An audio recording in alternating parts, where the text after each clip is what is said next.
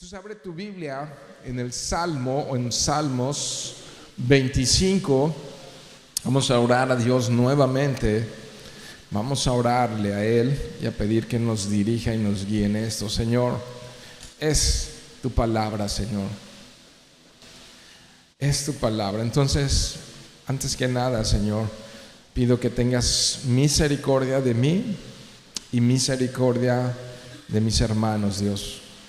Ruego que tu palabra pueda caer en buena tierra, Señor, y cumplir todo el propósito que tú tienes para este día, Señor, en tu palabra, Padre. Te lo ruego y te lo pido, Señor, que tú puedas transformar, animar, guiar, corregir, dirigir y dar vida donde no la haya, Señor. Que tu palabra traiga vida a nuestros corazones.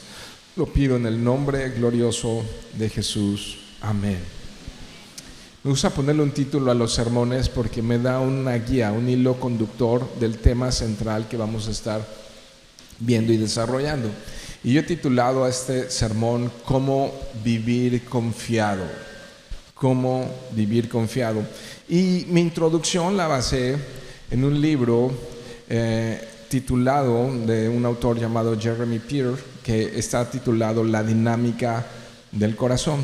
Y primero déjenme nada más, antes de ir a una introducción formal de parte de ese libro, la vida, sin duda alguna, es como un camino. De hecho, quizá algunos hayan alguna vez leído El Progreso del Peregrino. El Progreso del Peregrino es el segundo libro más leído entre cristianos después de la Biblia. Entonces, como que es interesante haber leído El Progreso del Peregrino, o de mínimo ver un par de películas que están ahí en YouTube bien chafas, de mala edición, pero que tienen el contenido correcto, ¿no? Para poder entender cómo la vida es como un camino con muchas bifurcaciones, ¿no? Que llegas a un punto donde para la izquierda o para la derecha, o me sigo de frente o qué hago. Es un constante y es un cotidiano tomar decisiones. Hoy temprano decidiste levantarte y venir o no aquí, ¿no?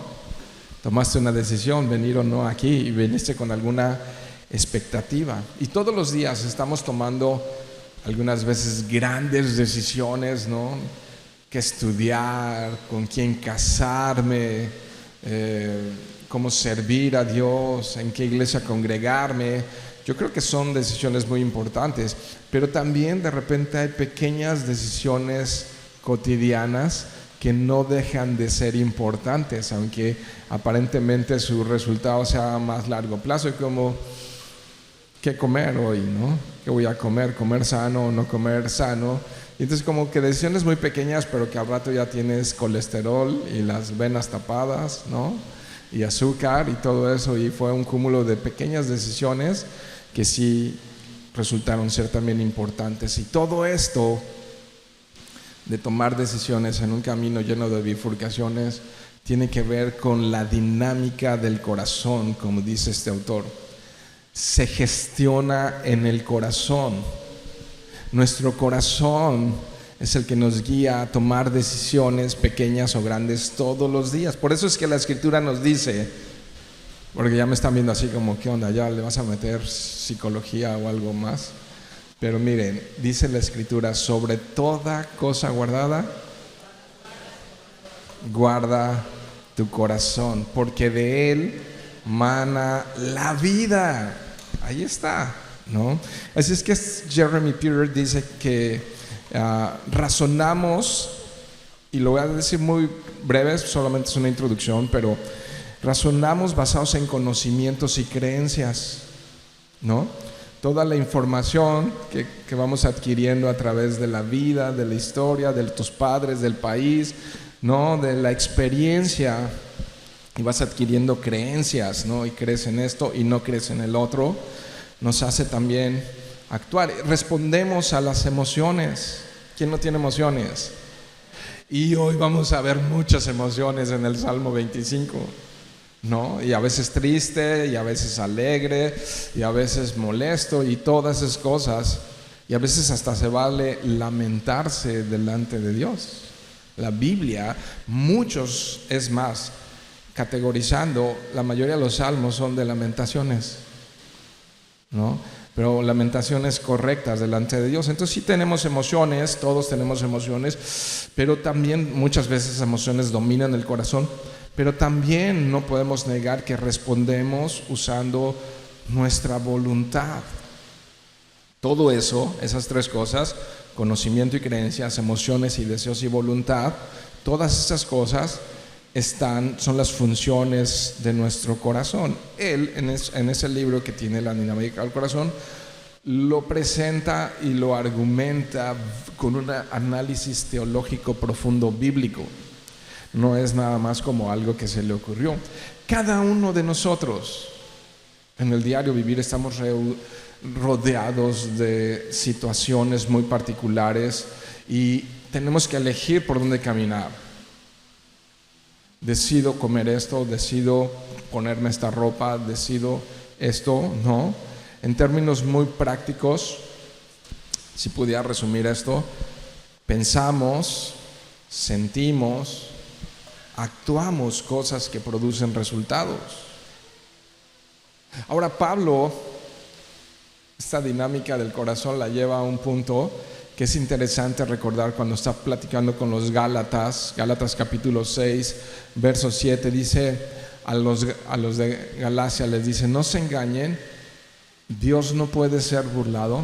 Me encanta esta ilustración. Todo lo que el hombre siembra, eso cosecha, ¿no?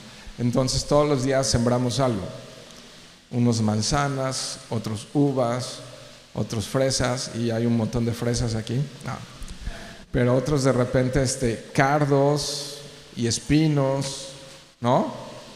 Todo eso sembramos. Y entonces tiene un resultado.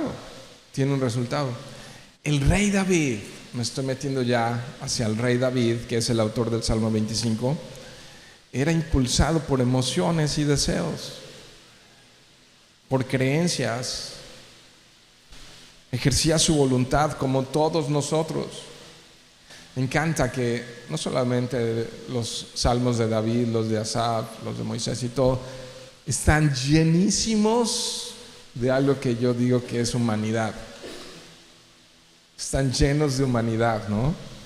Cuando te acercas a la Biblia, ves muchas historias muy reales, muy humanas, de pruebas, de crisis, de aflicción, de duda, inclusive de temor muchas veces, de celos, de pasiones, ¿no?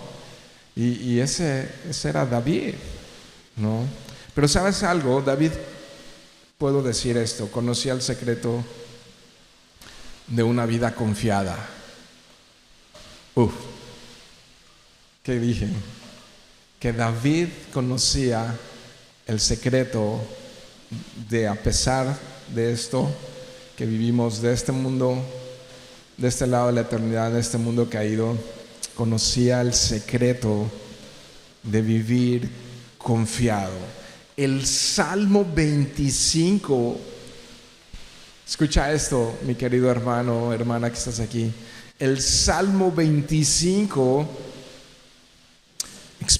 describe cómo David lidiaba con pensamientos, con emociones y con compromisos que salen del corazón, que brincan del corazón. El Salmo 25, por cierto, es un salmo de lamento. Y no sabemos, no hay nada que nos pueda hacer una referencia exacta ni en el título, porque nada más dice Salmo de David. Algunos salmos describen cuándo fue escrito, Salmo de David cuando esto, ¿no? Pero no dice, nada más dice Salmo de David. No sabemos cuándo lo escribió David, pero sí sabemos que David estuvo metido en muchas crisis, ¿no? ¿O no? Muchas veces David estuvo metido en problemas, así es que es un Salmo 25, que nos instruye en tiempos de crisis. Crisis yo nunca he estado en crisis, ¿no? El Salmo 25 lo describe. Y bueno, nada más déjenme, para los que les gusta un poquito la literatura y sobre todo la literatura hebrea, los salmos y la poesía hebrea, cómo funcionan muchas veces en paralelismos, ya lo hemos explicado. Pero este salmo, para no irme tan rollero y tan largo, nada más quiero decir algunas cosas que nos van a ayudar a entender cómo se comporta el texto, cómo se comporta el Salmo 25. Primero, está escrito como un acróstico, ¿no? ¿Cuántos le escribían cartas a su esposa cuando eran novios en forma de acróstico, ¿no? Y de repente así la palabra amor y le ponías a cada letra a la A, no sé qué, a la, ¿qué sigue? M, ¿no? Y hacías una frase de la primera letra. Por ejemplo, el Salmo 119, todos sabemos que es un acróstico de todo el alfabeto hebreo, pero esto tiene la idea, es interesante ver que está escrito como un acróstico, porque da la sensación de que llegas de un punto y terminas en otro, de algo que está completo. Pero también, aparte de darle una tremenda belleza poética, imagínate escribir en un acróstico, esfuerza más tu creatividad. También se usaba escribir en acrósticos para hacer fácil su memorización. ¿Dije bien? Sí, ¿no? Como cuando te aprendían las tablas de multiplicar o una canción o algo, y la A de... Así se ríe la... ¿sí lo saben? Okay. Y entonces algo así, no sé ya ni qué estoy diciendo, pero está escrito como un acróstico. No es muy regular, pero sí lo es, ¿no? Es un salmo que está escrito como un acróstico, y eso es muy interesante. Este salmo pues habla de conflicto con otras personas, pero no solamente en lo exterior con otros, que le llama a David enemigo, sino también con su propio pecado que le puede estar agobiando. Pero todo esto lo centra David en la alabanza al único que la merece, al Rey de Gloria, ¿no? Entonces, ahorita vamos a ver el verso clave, para mí es el 2, pero el tema dominante, yo diría, en este salmo, el tema dominante es la confianza en Dios. La confianza en Dios. Cómo confiar en Dios en medio de una situación crítica, en medio de una situación difícil, ¿no? En medio de pruebas complejas. Es este Salmo 25. Ahora, otro dato, ya con esto termino esa parte literaria, pero también está escrito como un quiasma. Es que los domingos puedo usar palabras raras para presumir, como que sea, aunque no sepa mucho, pero yo quedo bien delante de ustedes, así como, sí sabe, ¿no? Y entonces está escrito como un quiasma.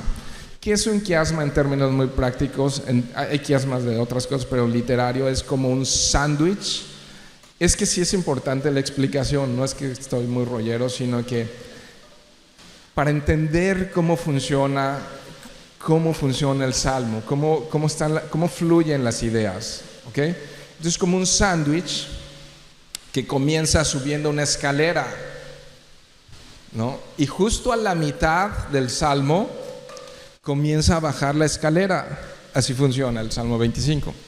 Entonces va a argumentar varias ideas, y cuando llegue a la mitad las va a volver a argumentar, pero ahora de regreso. Entonces vamos a ver tanto al principio, al final y en algunos versos en medios es: a ti te busco, en ti confío, en ti confío, en ti confío. Entonces comienza en a ti te busco y en ti confío, y termina en a ti te busco y a ti confío, porque comenzó la argumentación y luego regresó. ¿Se entendió? Los dejé más confundidos como estoy yo en este momento. Sí, creo que sí se entendió. Ok, pues vámonos entonces al verso 1. Ojo, entonces lo que quiero es que pongan atención en esto, cómo al irlo leyendo, al ir descubriendo estas ideas, es cómo David lidiaba con las circunstancias, con sus emociones, con su voluntad, ¿no? ¿Cómo es que David lidiaba con esto? Vamos a ver, verso 1, ¿cómo lidiaba con esto? Dice Salmo de David: a ti, oh Señor, elevo mi alma. Lo estoy leyendo en la Nueva Biblia de las Américas. A ti, Señor, elevo mi alma. Ok, si no estás en una crisis, créeme, vas a pasar por alguna. Es la vida. Inevitablemente. ¿Y cómo lidiar con esto? ¿Qué hace David? En medio de la crisis, Señor, tú eres mi única esperanza. Alguien que diga amén. ¿Quién era su esperanza? Hice este movimiento porque David, como con sus manos elevadas al cielo y diciendo: aquí está mi alma, Señor, en ti confío, Señor, en ti confío. ¿Sabes qué hace? Diríamos en lenguaje del autor de Hebreos, se acercaba confiadamente al trono de la gracia para hallar oportuno socorro. Y esa frase muchos la han oído y leído, oportuno socorro, pero ¿cuándo necesitas socorro? Es así, auxilio, sálveme, te necesito, ¿no? Eso hacía David, se acercaba al trono de la gracia porque conoce al Dios de su salvación. Y hablamos de la dinámica del corazón, el alma, ¿no?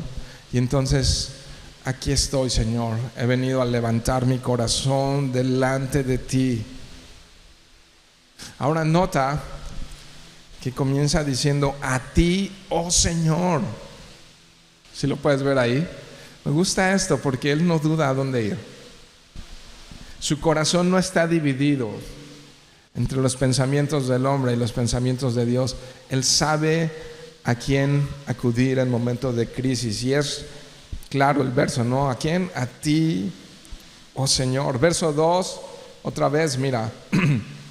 Y hay paralelismo en todas estas ideas. Pero dice: Dios mío. Por eso decía yo que el verso clave de todo este capítulo es el verso 2.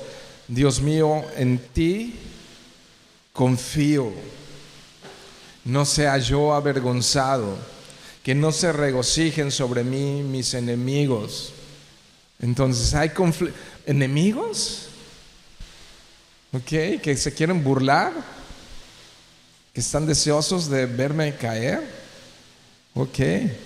O sea, circunstancias contrarias, circunstancias difíciles, ¿no? Dios mío, en ti confío, Señor, ¿no? ¿Qué confío en ti? Mis emociones, mi alma, mi corazón, ¿no? Entonces David pone su confianza en Dios. ¿Y qué crees? Poner la confianza en Dios es saber que Dios me va a guiar a tomar las mejores decisiones en este camino bifurcado, como el camino del peregrino, ¿no? Entonces, confiar que Dios me va a guiar en medio de las circunstancias, en medio de las situaciones difíciles. Y sabe y confía en ¿qué? ¿Qué miras ahí? Dios mío, en ti confío, no sea yo qué. Él confía que si él confía en Dios, él no va a ser avergonzado, exhibido, humillado. ¿Por qué? Porque David tenía enemigos reales que estarían muy felices de verlo caer, que estarían súper contentos de verlo avergonzado, de verlo tropezar. Pero, según David, el poner nuestra confianza en Dios es: no seré avergonzado. ¿Ya viste cómo está lleno de humanidad este salmo? ¿No? Debió haberlo escrito en un momento de mucha presión, de mucha crisis. Y ahí les va. ¿Cuántos saben que los mejores salmos surgen en épocas de crisis? Los mejores cantos del alma, las mejores prédicas, el derramar tu corazón así, bueno, derramar es hacia abajo, pero también elevar tu corazón, la misma idea. Las mejores alabanzas surgen en momentos de crisis. El día 29 vamos a tener un tiempo aquí de acción de gracias. ¿Y qué crees? Vamos a dar gracias por las crisis. Vamos a dar gracias por los problemas. Y allí es donde surgen las mejores melodías. Ese es un canto. Allí surgen las mejores alabanzas, ¿no? Ahora es curioso que, entonces, ¿qué hace David? Se pone a insultar, se pone blasfemo, se pone a gritar, o empieza a hacer catarsis golpeando puertas, azotando muebles, paredes. O bueno, pues es David, entonces agarra una almohada y la golpea. ¿Eso hace David para soltar la presión que trae en el corazón? No, David no se pone a golpear vanamente una almohada, aunque puede tener sus efectos momentáneos, ¿no? Pero David eleva su alma a Dios y empieza a tener un diálogo con Dios y empieza a platicar con Dios y dice: Señor, en ti confío, no seré avergonzado, voy a librar esta la voy a librar porque es en ti que voy a luchar y voy a cruzar esa batalla, no seré avergonzado, ¿no? Creo que aquí es útil pensar que los mejores himnos nacen en el quebranto. A veces, ¿quién quiere quebranto? ¿No? Levanten su mano. Nadie quiere quebranto. Entonces nadie quiere componer salmos e himnos. Verso 4, ¿no? Señor, muéstrame tus caminos. Entonces aquí comienza David, para evitar ser avergonzado. Escucha esto, iglesia, para evitar ser avergonzado. Nadie quiere ser avergonzado, ¿verdad? Todos fallamos, todos pecamos. El que diga que no peca es un mentiroso, ya sea Dios mentiroso, ¿no? Entonces dices, ok, hay crisis, hay pruebas, hay situaciones, pero ¿cómo le hacemos para evitar ser avergonzados? Y entonces aquí comienza con una serie de peticiones. Señor, muéstrame tus caminos, enséñame tus sendas. A eso me refiero con paralelismo. Está diciendo lo mismo, pero con palabras distintas. ¿Te fijas? ¿Ok? Y luego, guíame en tu verdad. Y lo vuelve a decir con otras palabras: y enséñame razones, porque tú eres el Dios de mi salvación. Y lo está diciendo, es poesía, está en un lenguaje poético. En ti espero todo el día. Tienes que subrayar: en ti espero todo el día. Es exactamente lo que dijo en el verso 1, con otras palabras. Es exactamente lo que dijo: a ti, Señor, elevo mi alma. ¿Te das cuenta? Y es esto, con otras palabras, pero está diciendo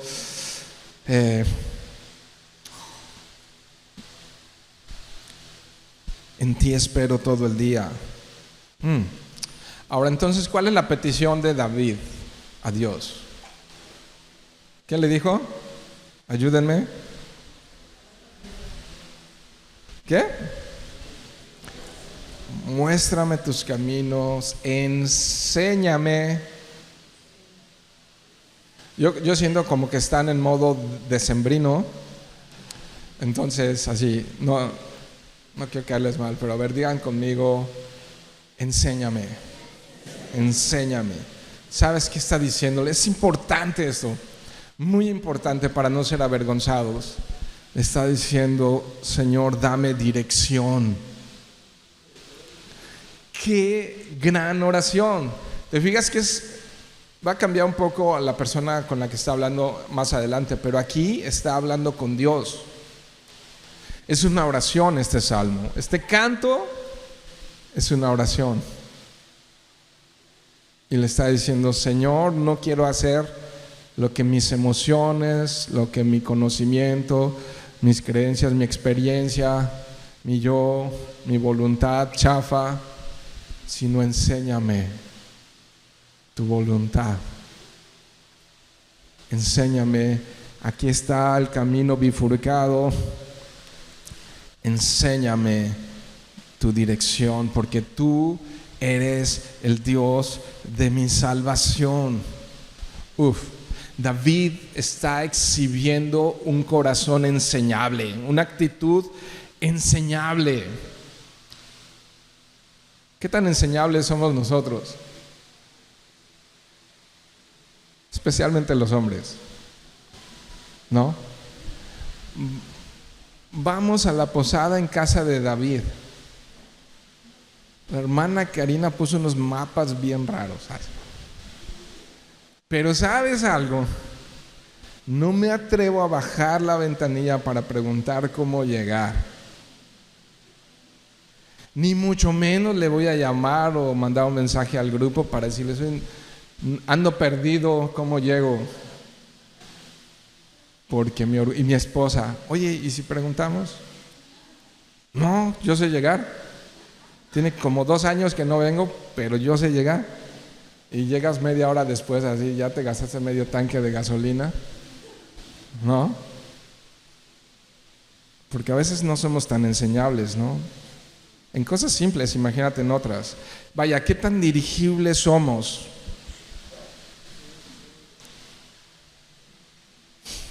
¿Somos instruibles o somos sabelotodos? ¿No? En mi época había uno que se llamaba Juan Camaney. ¿Cuántos lo conocían? Órale. ¿No? Entonces vamos a ponerla así hoy: ¿actitud Juan Camaney o actitud David? Googleenlo, jóvenes. No, quién sabe qué tal que trae cosas feas eso. Pero es: enséñame, muéstrame, guíame, Señor. ¿Para qué si ya lo sabes? Ahora Jesús quiere enseñar a la clase religiosa de su época y se encuentra contra una pared dura que no son capaces de aprender nada. ¿Saben cómo les llama a Jesús?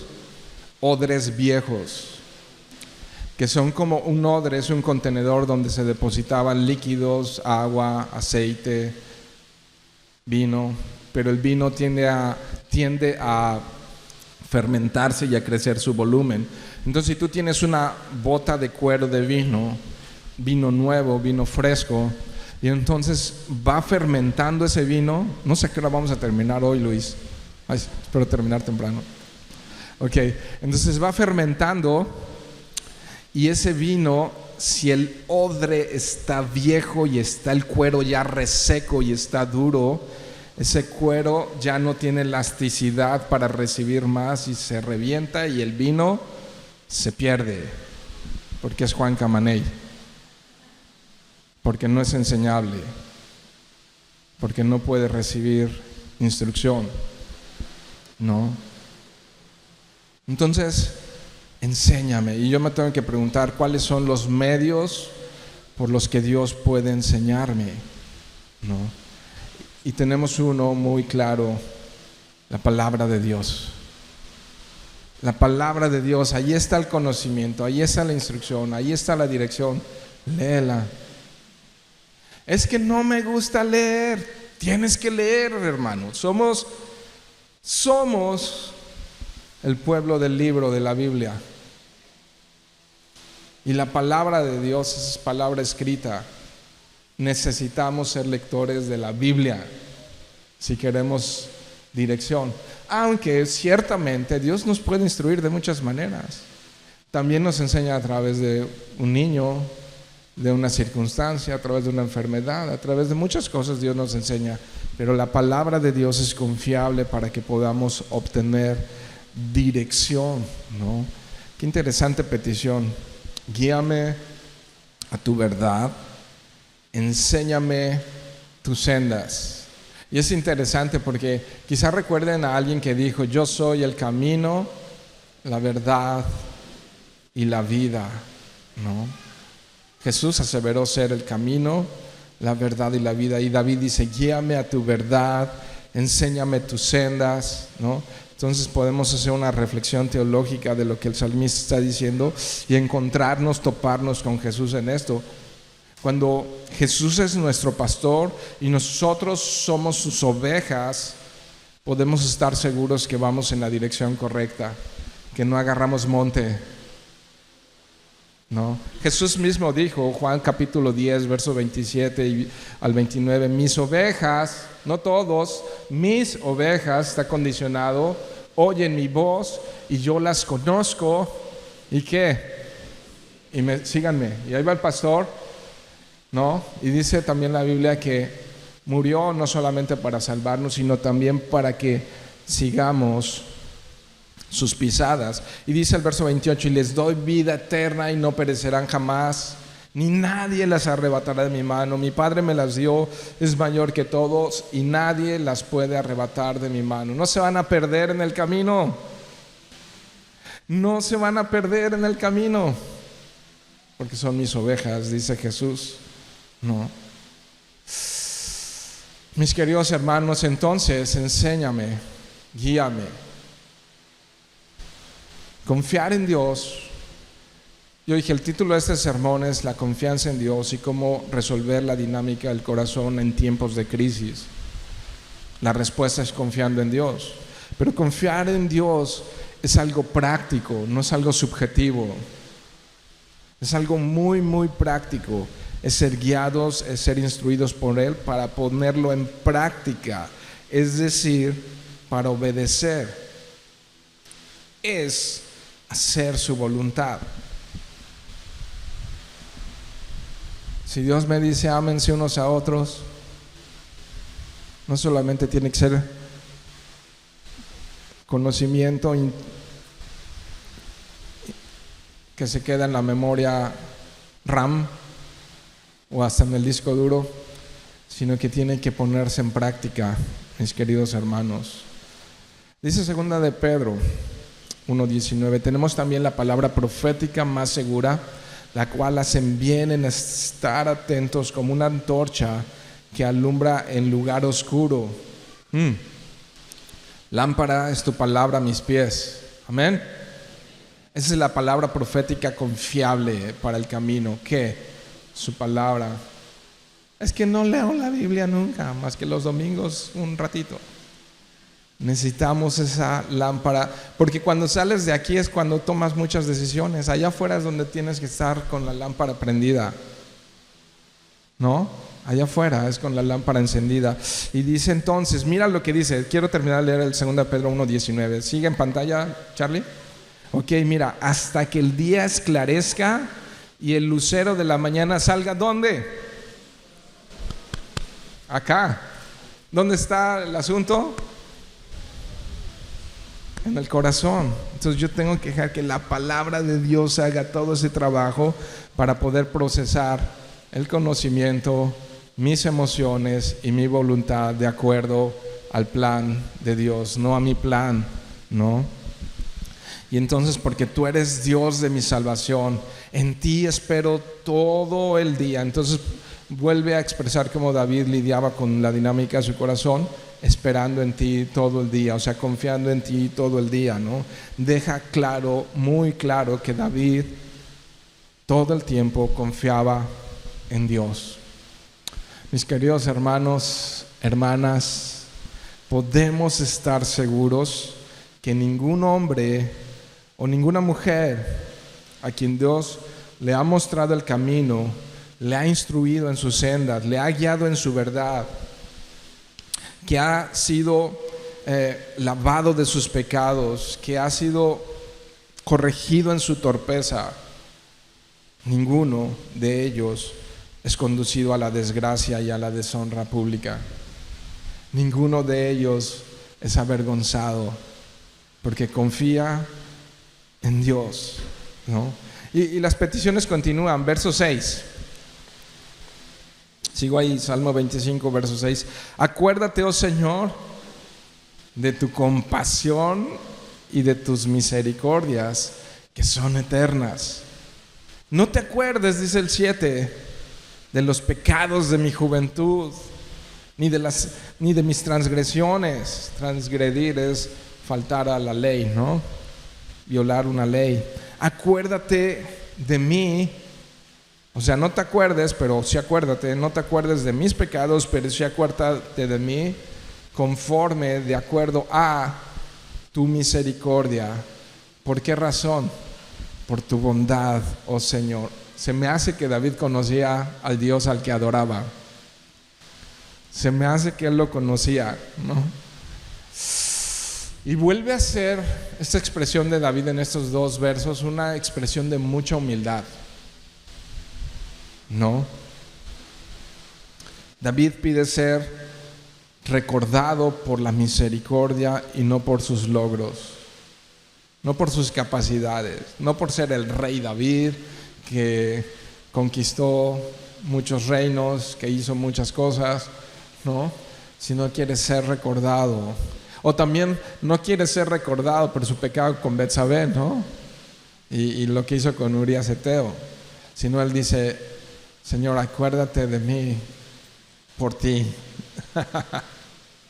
Por cómo eres tú, ¿no?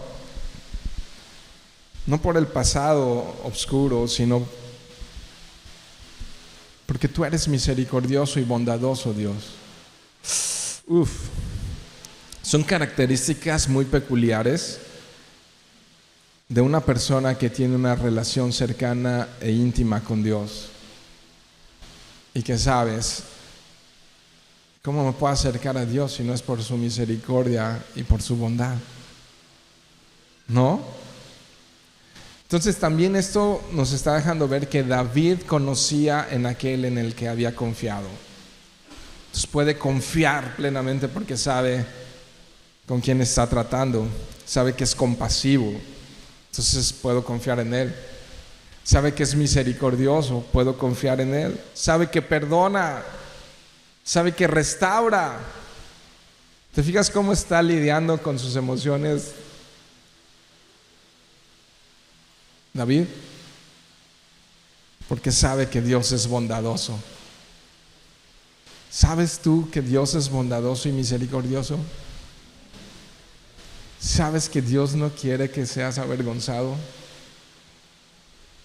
Confía en Él, confía en Él. David era un firme creyente en la eterna bondad, en la eterna misericordia de Dios. Él entendía la doctrina del amor de Dios. Las bondades amorosas del Señor para él no eran ninguna novedad. Y esto afectaba la manera en la que él interpretaba y entendía la vida. Ese conocimiento de Dios afectaba la manera en la que él entendía la vida. Quizá algunos recuerden una junta de servidores que tuvimos a principio de año. Pronto creo que les voy a enviar un devocional ahí a los grupos acerca de esto, pero quizá algunos recuerden una junta que tuvimos a principios de año, hablando de noticias de pruebas difíciles que estábamos pasando como iglesia, pero dijimos: ¿qué vamos a hacer? ¿Cuál es el plan para este año? Y a lo mejor lo recuerden, y el plan es uno y queremos que siga siendo el mismo plan, no hay cambio de planes, es conocer más y mejor a Dios. Y eso teníamos enfrente cuando comenzó 2024. ¿Qué vamos a hacer? Nada, lo único que queremos es conocer más y mejor a Dios, al Dios que conocía a David, al Dios que David dice: tú eres misericordioso y tú eres bondadoso, Señor, ¿no? Así que ese conocimiento afectaba sus emociones, afectaba su voluntad, ¿no? Cuando conoces a ese Dios que perdona, puedes vivir confiado en medio de una crisis. Amén. Verso 8: bueno y recto es el Señor, por tanto Él muestra a los pecadores el camino. Dirige a quienes, a los humildes en la justicia, y enseña a quienes, a los humildes su camino. O sea, Él enseña a los enseñables, ¿no? Verso 10: todas las sendas del Señor son misericordia y verdad para aquellos que guardan su pacto y sus testimonios, ¿no? Entonces la experiencia de caminar con Dios, ¿tú estás caminando con Dios? la experiencia de ir todos los días caminando de la mano con Dios le da unos lentes que se veía diferente. Hace poco operaron a nuestro hermano Charlie de cataratas, ¿no? Y le pusieron un lente intraocular. Y, o sea, un lente, un ojo que tenía ya muchas cataratas, el otro le dijeron, tienes muy poquitas, pero también te vamos a operar. Todavía no lo operan del otro, pero cuando le limpiaron un ojo, dice, no veía bien. O sea, todo es tan claro que ahora dice que el ojo que tenía bueno, dice, ahora no ve bien, ¿no? Y entonces, eso exactamente pasa cuando interpretamos la vida a través del Dios bondadoso y misericordioso. Empezamos a ver la vida diferente. Los lentes a través de lo cual interpretamos esto que se llama vida cambia mucho cuando le conocemos a Él, que es bueno y que es recto y que Dios muestra su camino y Dios enseña a los humildes. Por eso dice Santiago capítulo 4 verso 6 que Él da mayor gracia. Por eso dice que Él resiste a los soberbios y da más gracia ¿a quiénes? A los humildes. Y hay una característica muy importante de ser enseñables. Esto es muy importante porque de acuerdo a lo que entendemos, entonces solo los espíritus mansos gozan del favor de Dios. Juan Camaney no necesita a Dios. Sabe cómo resolver todo y lo resuelve normalmente a su manera. Y aunque venga los domingos y traiga una Biblia, anda en la carne y no en el espíritu. Es guiado por su experiencia mundana, por sus emociones que chafean todo el tiempo y por su voluntad caprichosa. Necesito conocer a ese Dios y necesito ser instruido, porque sí, a veces así soy. Me estaba describiendo a mí, ¿no? Hay un riesgo, iglesia, hay un riesgo de volvernos ateos prácticos con una buena teología. Entonces, aprendizaje tiene que ver no solo con adquirir conocimiento, sino con ponerlo en práctica. Los que son maestros, ¿no? En las escuelas y en otros lados, qué frustrante es enseñar si no les va a servir el conocimiento, pero para nada, ¿o no? Entonces la idea es aprender para practicar lo que aprendiste, y si no te va a servir, pues lo desechas y lo pones en un bote de basura y adiós, ¿no? Pero la idea del peligro es volvernos ateos prácticos con buena teología. Pablo le dice a Timoteo que toda la escritura es inspirada por Dios y es útil para enseñar, para corregir, para instruir en justicia, a fin de que el hombre de Dios sea perfecto, enteramente preparado para toda buena obra. Y cuando esto es el camino y esta es la palabra, ¿no? Así le llamaban a los primeros cristianos, los del camino. Esto es seguro para quienes guardan, para quienes practican su palabra. Esto es seguro. Dice el verso 11, ya estamos a la mitad. Ok, el último verso, pero ya vamos a bajar, subimos la escalera, ok, y vamos a bajar la escalera. Entonces los argumentos se van a repetir. Con otras palabras, pues los argumentos se van a... Entonces, como ya vamos a bajar la escalera, ya vamos de bajadita, ¿no? ¿Amén? Ok, entonces, porque el último verso se sale y hace otra oración distinta en el verso 22. Entonces estamos a la mitad y entonces aquí el sándwich cambia. Dice, oh Señor, por amor de tu nombre, perdona mi iniquidad, porque es grande. Ok, ¿ya viste cómo se hace evidente el quiasma? Ese es el jamón en medio del sándwich. Y está buscando cómo lidiar con esas cosas que traen el corazón. Y vuelve a hablar del perdón. Está volviendo a pedir perdón, ¿no? Oh Señor, por amor de tu nombre, ¿no? Perdona mi iniquidad. Y es que una y otra vez debemos expresar nuestra necesidad de ser perdonados. Y ahora fíjate cómo lo expresa ahora. Es poesía y ahora le dice: por amor de tu nombre. No es que merezco, no es que me lo gané, no, sino es por amor de tu nombre. Esto sabía David, que no se lo ganó, que no es un mérito. Así funciona el perdón, si no, no es perdón. No, si no, no sería perdón. Pero dice que mi pecado es que es grande. Así dice, ¿no? Verso 11. ¿Sí lo dice así en tu Biblia?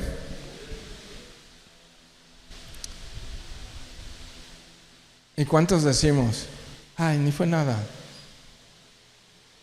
Ay, ¿a quién ofendí? No. Pero pecado, del color que lo quieras vestir, es grande. Entonces lo que está hablando aquí David es que está reconociendo la gravedad del pecado. La gravedad del pecado, ¿no? Si no reconocemos la gravedad de nuestro pecado, no podremos reconocer la grandeza del perdón. Si no reconocemos la grandeza del pecado, no vamos a reconocer la grandeza de su bondad.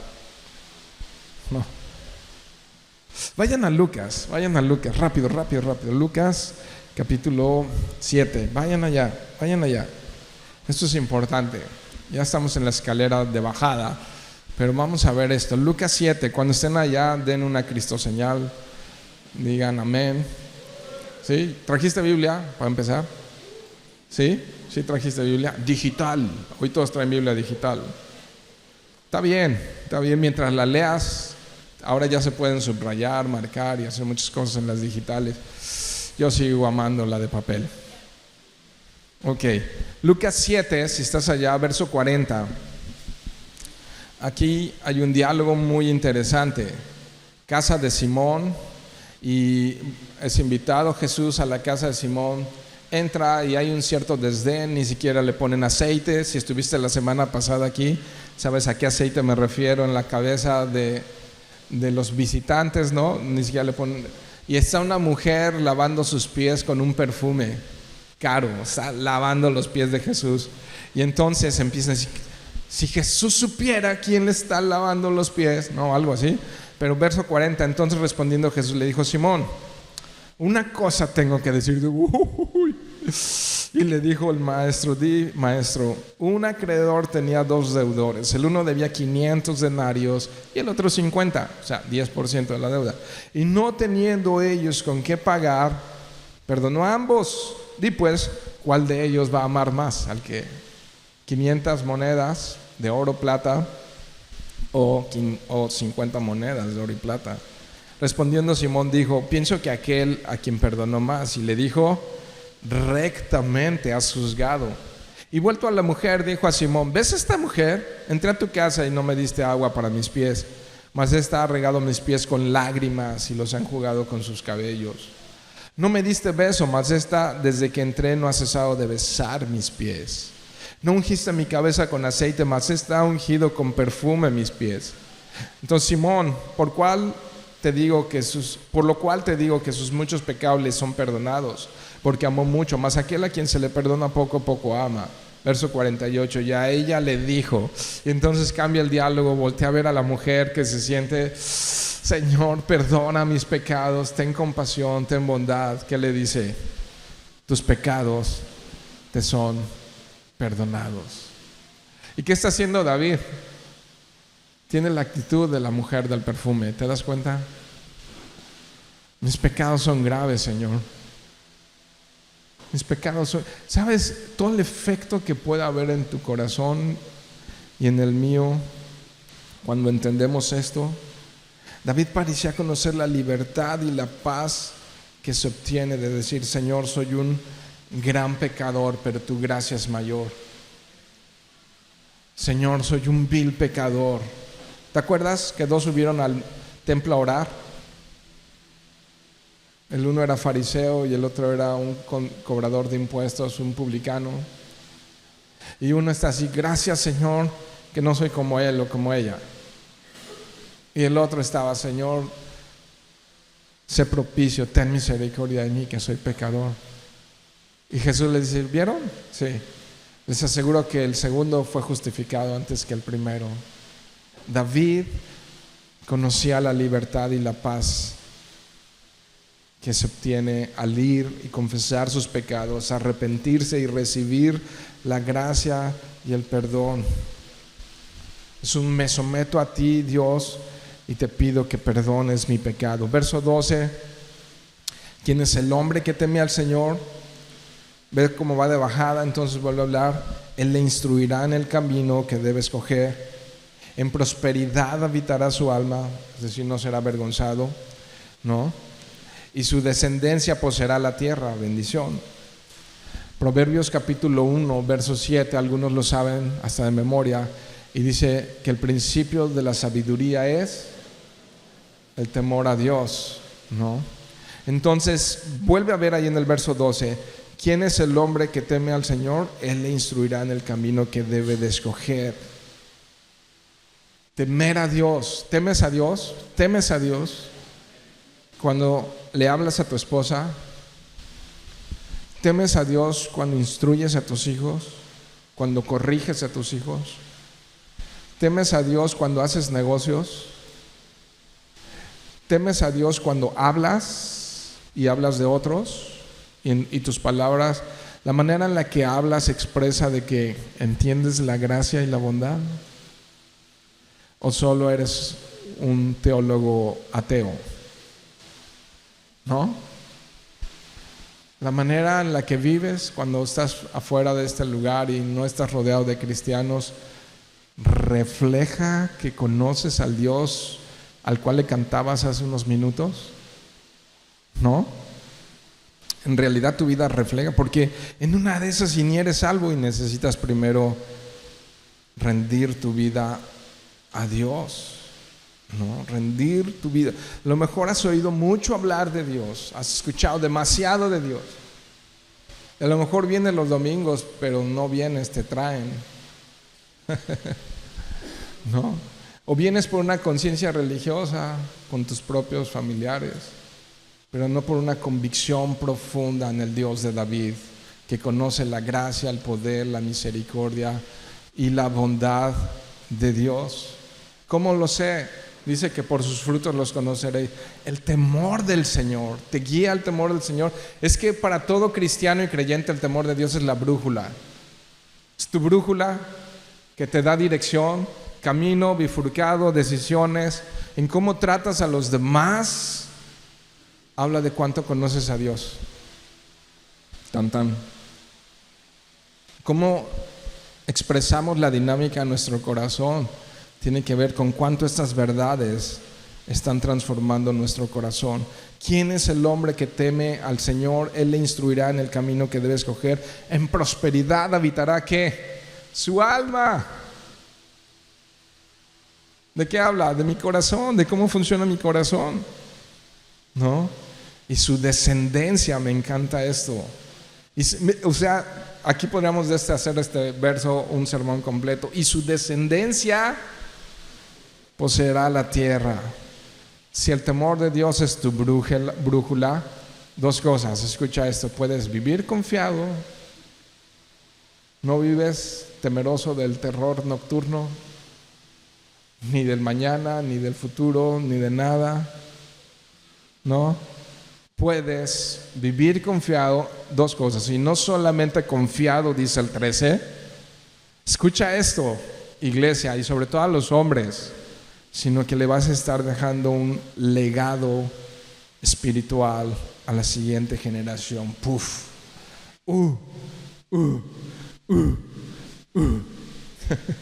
Me emociono, perdón. La mejor manera, si quieres que tus hijos y tu familia vayan por el mejor camino, la mejor forma es teme a Dios. Lo demás es bla, bla, bla. Si no temes a Dios, y vienes acá con nosotros todos los domingos. Hablo no a los nuevos. Vamos a separar los que tienen menos de un año con los que tienen más de un año, años viniendo. Si tú no puedes decir, temo a Dios y Él guía mis decisiones, Él hace que mis emociones sean depuradas, Él sabe que mi conocimiento sea transformado. Si tú dices y tienes tiempo viniendo aquí, probable, y vives un engaño y quieres engañar a los demás.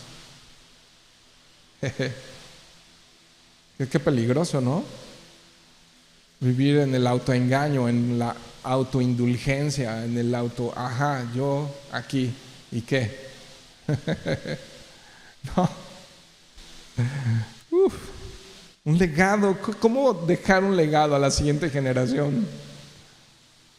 ¿Realmente quieres impactar la vida de los demás?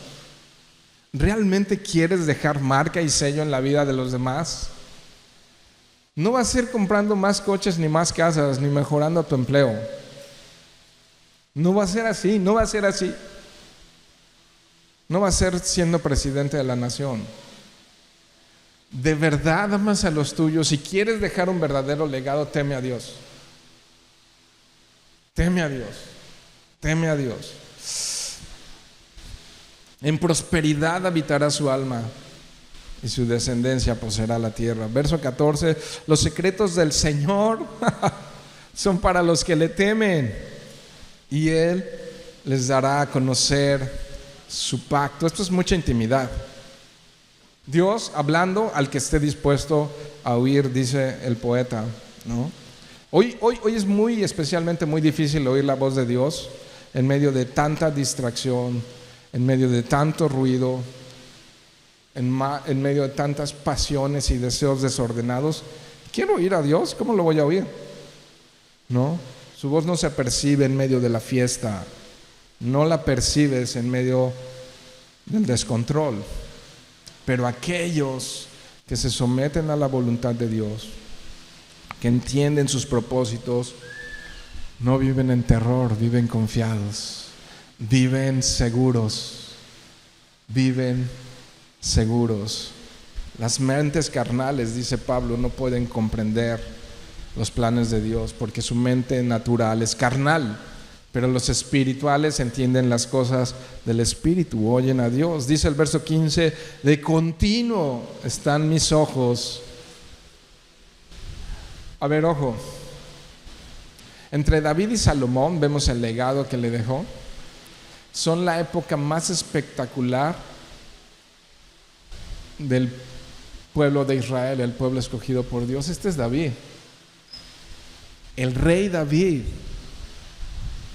el hombre conforme al corazón de Dios. ¿Se acuerdan de eso? Y checa lo que dice el 15, de continuo están mis ojos hacia el Señor. Se parece al verso 1, ¿no?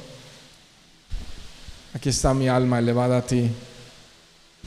Aquí está mi alma elevada a ti. ¿Por qué David necesitaba estar buscando a Dios? Porque Él sacará mis pies de la red. Aquí se vuelve a ver ese quiasma, ¿no? Es muy claro que David está buscando continuamente a Dios, pero tiene una conclusión nuevamente muy lógica. Él me va a hacer salir de la trampa. Él me va a rescatar del hoyo. Él me va a salvar.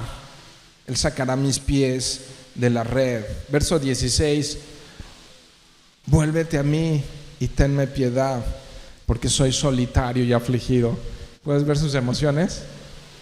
Ok. La 17. Las angustias de mi corazón han aumentado. Sácame de mis congojas. Ahí está la red. La red estaba en su propio corazón. ¿Te das cuenta? Y entonces, ¿cómo lo iba a resolver? Crisis, va a haber crisis. ¿Cómo lo vamos a resolver? Mis ojos están de continuo hacia ti. Mis ojos están de continuo hacia ti. Mis ojos están de continuo hacia ti. Porque las angustias del corazón y las congojas del corazón de David habían aumentado. Dios, verso 18, Mira mi aflicción y mis trabajos. Y otra vez, quiasma, perdona todos mis pecados. David no dudó en repetir su petición. Te necesito, instrúyeme, sácame, rescátame. No, aquí está lidiando él con todas sus emociones, mis queridos hermanos. Y no está negando su estado de ánimo, no, sino que está yendo al lugar correcto y entonces sabe que su aflicción, sabe que su temor puede ser saciado en Cristo, saciado en Dios. Sabe encontrar la respuesta delante de Dios. Verso 19, ahí están otra vez. Recuerden que es la misma, poéticamente con otras palabras. Verso 19, mira mis enemigos que son muchos y con odio violento me detestan. No, entonces ahí están los enemigos que estarían felices de verte destruido. Verso 20. Ahora, nada más paréntesis. A veces podemos como que parece que estamos avanzando mucho por la vida a nuestra manera. El fin es incierto y es peligroso. Pero cuando estamos andando en los planes de Dios, el fin es seguro. Porque estamos confiando en Él. Porque estamos confiando en Él, ¿no? Mira, verso 20. Guarda mi alma y líbrame. No sea yo avergonzado, otra vez, porque en ti me refugio. ¿Sabes tú dónde refugiarte? Para no ser humillado, para no ser avergonzado. No. David sabía dónde refugiarse. Suena, ya se acabó el tiempo, se super acabó el tiempo, pero qué hermoso, qué precioso es refugiarse en Dios. Necesitas espacio, necesitas tiempo, necesitas detener la vida, tus compromisos, tu andar y tu correr para ir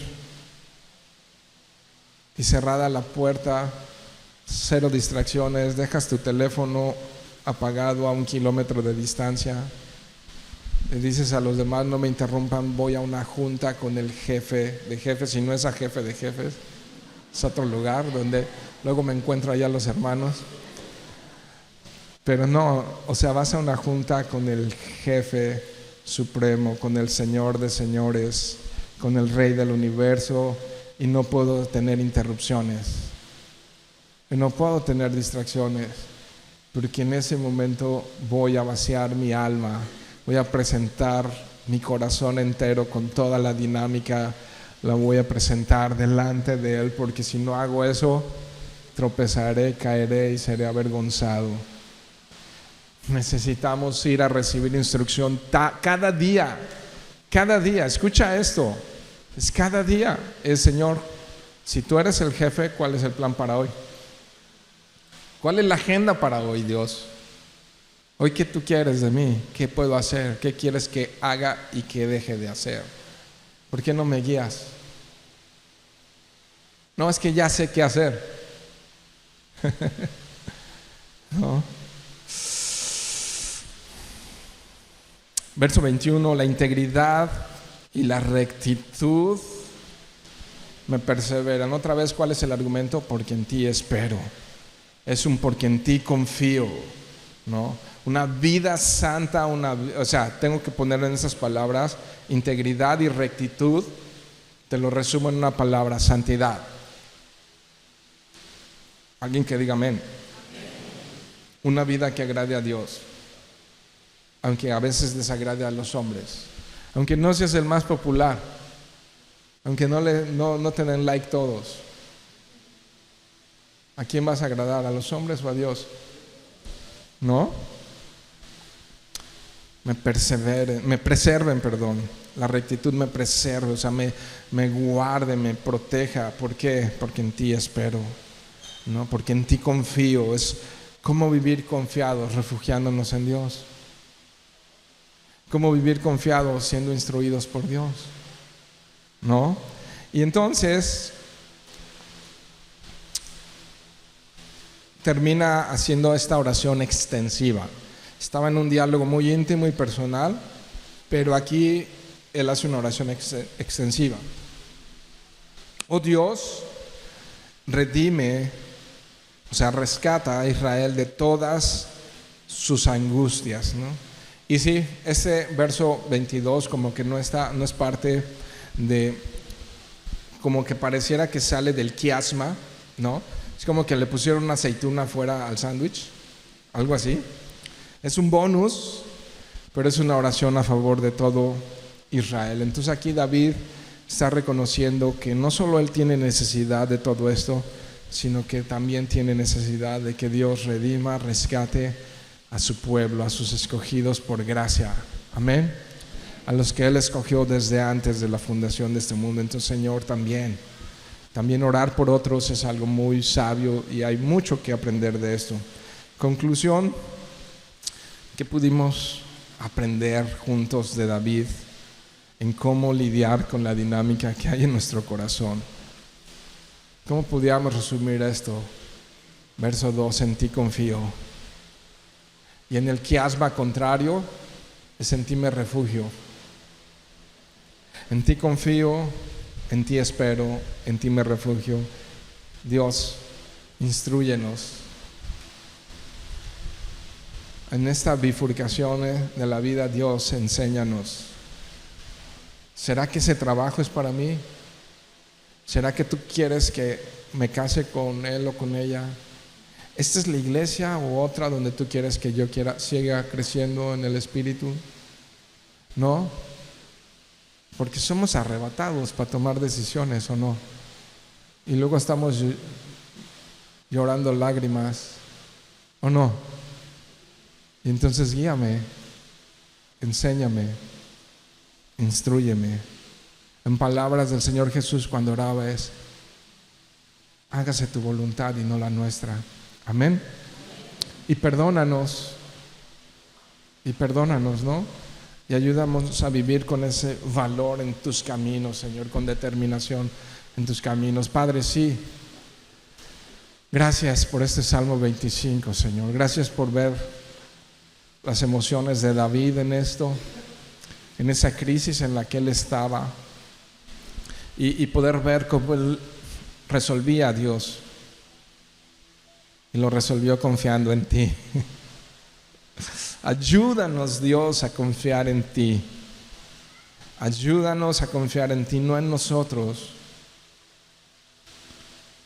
Señor, tiene mucho peso en nuestro corazón la experiencia, las vivencias, las creencias, todo eso que creemos que funciona, tiene un peso grande en el corazón, Dios. Nuestras emociones, ¿qué decirte, Señor, de nuestras emociones? Tú estuviste aquí y en algún momento, cuando estuviste en esta tierra, dijiste que tu alma estaba turbada, Señor. ¿Qué decirte de las emociones cuando te sientes traicionado por Judas, por Pedro y por otros, Dios? Cuando el soldado te está escupiendo la cara y se está burlando de ti, cuando sientes los garfios de terror arrancándote la piel en la espalda, Dios, cuando te golpeaban con un palo y se burlaban de ti. ¿Qué decirte de las emociones cuando cargaste todo mi pecado en esa cruz, Dios? ¿Qué decirte a ti cuando viniste a los tuyos y los tuyos no te recibieron, Señor? ¿Qué decirte a ti de todas esas emociones tan reales que están allí, Señor? Pero hoy, con la voluntad que tú nos has dado, Señor, hoy venimos a humillarnos delante de ti, Dios. Nuevamente a pedirte lo mismo que David, y lo queremos hacer con el corazón más sincero posible en este momento, pidiéndote perdónanos, Señor. Y no te acuerdes de nuestras rebeliones, no te acuerdes de nuestras transgresiones, Señor. Perdónanos, Dios, perdónanos. No queremos ser avergonzados, Dios, perdónanos. Y danos un corazón recto, temeroso delante de ti, Señor. Y guarda a nuestras futuras generaciones, a nuestros hijos, a nuestros nietos. Señor, ten misericordia de ellos, Dios. Te pedimos por ellos, Señor, por las siguientes generaciones. Dios, ten misericordia de todos nosotros, que tu bondad, Señor, se respire entre nosotros, que tu gracia se respire entre nosotros, que tu sabiduría sea, y no la nuestra, la que nos guíe, Señor. Sabemos que eres un Dios justo, santo, Padre, y tememos tu nombre, Dios. Tememos tu nombre, Dios. En nuestra humanidad, ayúdanos a vivir vidas íntegras y rectas, sin doblez, sin nada que esconder, sin dobles vidas, Dios. Déjanos vivir en ti, por ti y para ti, mi Dios. Te lo pedimos, Dios. Instrúyenos, enséñanos, Señor, porque somos torpes. Somos muy torpes, Dios. Nos la creemos, Dios. A veces nos creemos muy sabios y no lo somos, Señor. Y ten misericordia de cada uno de nosotros, Dios. Ten misericordia, Señor. Gracias por esta iglesia y por esta congregación. Te pido, Señor, que así como cerró David con esto, redimas, rescates, protejas, guíes, proveas a cada uno de mis hermanos que están aquí, Señor. Y los que no te conocen, Dios, persíguelos con tu amor hasta que se rindan a ti, Señor. Persíguelos con tu amor, Dios, hasta que no tengan nada que hacer más que rendirse a ti, Señor. Que tu amor los persiga donde sea que quieran huir, Dios. Te lo ruego en el nombre precioso de Jesús. Y gracias también en esta mañana por tu provisión para esta iglesia, para todos los gastos, para los aguinaldos, sueldos de los albañiles, para la construcción y para todo lo que está haciendo. Bendice, mi Dios, al dador alegre, Señor. Y no te olvides de las 2 monedas de la viuda, Señor. No te olvides de ninguno de ellos, Padre, sino que tu favor esté de continuo sobre de ellos. En el nombre de Jesús. Amén.